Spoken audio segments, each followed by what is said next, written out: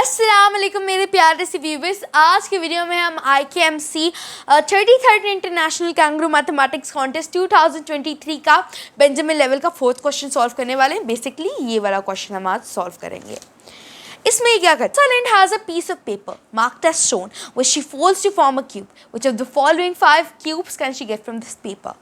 अब इसमें ये क्या कह रहा है, कह रहे रोसालिंड एक बंदी है जिसके पास एक पीस उसने पेपर का बनाया हुआ है। अगर वो उसको फोल्ड करके एक क्यूब फॉर्म करती है तो वो किस तरह का क्यूब, इनमें से कौन सा क्यूब हमारे पास आ सकते हैं इन सारे 5 ऑप्शंस में से।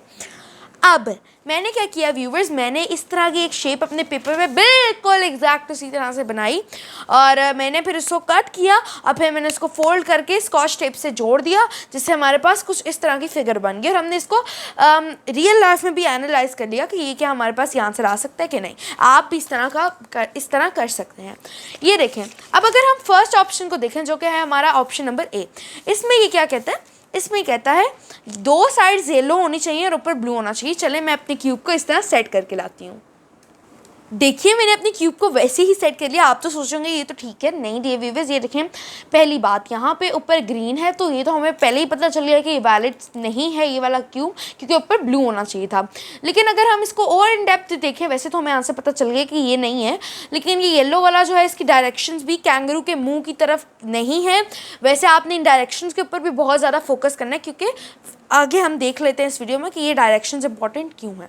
अब हमारे पास बी है, बी में ये कहते हैं येलो एक साइड पे होगा, ब्लू एक साइड पे होगा, ग्रीन ऊपर होगा और यहाँ पे डायरेक्शंस तो शोन ही हैं। तो मैं इस तरह से अपने क्यूब को अब सेट करके लाती हूँ।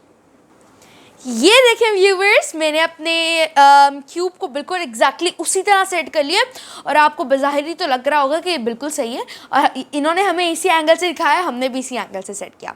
यहाँ पे क्या हो रहा है, ब्लू की जो हमारा कैंगरू है जो ब्लू साइड पे है उसकी डायरेक्शन ऊपर है, यानी वो स्ट्रेट है, तो ये हमारी पिक्चर के अंदर भी बिल्कुल ऐसा ही है।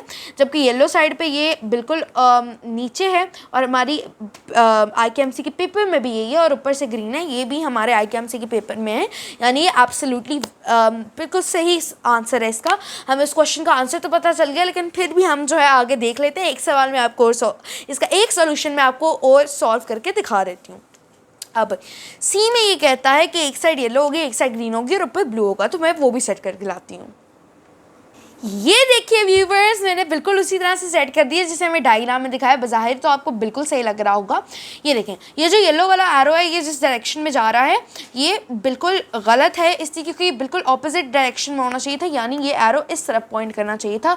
ये बिल्कुल गलत हो गया, यहीं से हमें पता चल गया। लेकिन अब ऊपर अगर हम देखें तो ऊपर यहाँ से तो डायरेक्शन ठीक है, लेकिन यहाँ से डायरेक्शन गलत है। तो अब हमने क्या देखा कि हमने इससे ये सीखा कि इतने से कैंगरू, इतनी सी छोटू सी डिटेल की वजह से, इतनी सी डायरेक्शंस की वजह से हमारा पूरा आंसर चेंज हो गया।